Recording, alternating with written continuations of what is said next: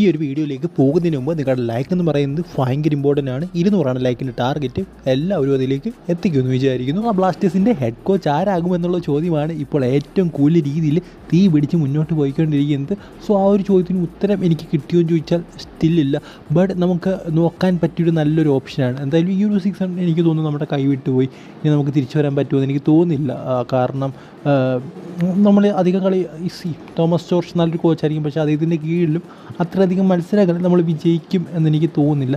So ആ ഈ ഒരു സാഹചര്യത്തിൽ നമ്മളിനിയും അടുത്ത സീസണിലേക്ക് നോക്കുന്നതാണ് എന്തുകൊണ്ട് നല്ലത്. എല്ലാ സീസണും അങ്ങനെയാണ് പറയുന്നത് അടുത്ത സീസണിന്. സോ എന്തായാലും ഈ ഒരു സീസണും അടുത്ത സീസണിലേക്ക് നോക്കുന്നതായിരിക്കും നല്ലത്. സോ എന്തായാലും ഈ ഒരു സാഹചര്യത്തിൽ ഇവരെ തന്നെ കോച്ചായിട്ട് നിർത്തിയിട്ട് അടുത്ത സീസണിൽ നമുക്ക് പഞ്ചാബ് എഫ് സിയുടെ കോച്ചായ പാനോ ഡിലംബ്രിസ് ഗ്രീസ്കാരനായ പാനോ ഡിലംബ്രിസിനെ സ്വന്തമായി കഴിഞ്ഞാൽ എന്തൊരു നല്ല കാര്യമായിരിക്കും. അതായത് ഒരു ആവറേജ് ടീമിനെ വെച്ചാണ് ഇത്തരത്തിലുള്ളൊരു പെർഫോമൻസ് അദ്ദേഹം കാഴ്ചവെച്ചത്. ഇപ്പോൾ നിങ്ങൾ ലുക്കാ മൈനെ തന്നെ നോക്കിയാൽ മതി.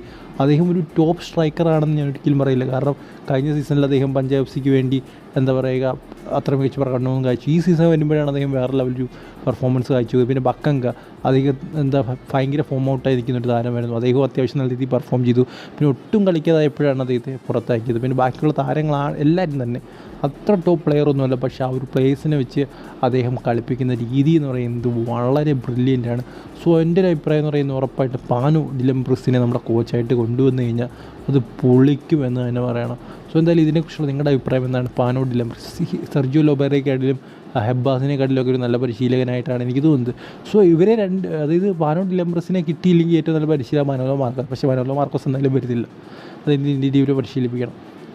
സോ എൻ്റെ അഭിപ്രായം എന്ന് പറയുന്നത് നിങ്ങളിപ്പോൾ നോക്കുകയാണെങ്കിൽ അടുത്ത സീസണിലേക്ക് ഇനി നോക്കിയാൽ മതി. അല്ലെങ്കിൽ ഈ ഒരു സീസൺ സമ്മർ വിൻഡോയിൽ തന്നെ ഇതൊക്കെ കൊണ്ടുവരാൻ സാധിക്കുകയാണെങ്കിൽ അത് വളരെ നല്ലൊരു കാര്യമായിരിക്കും.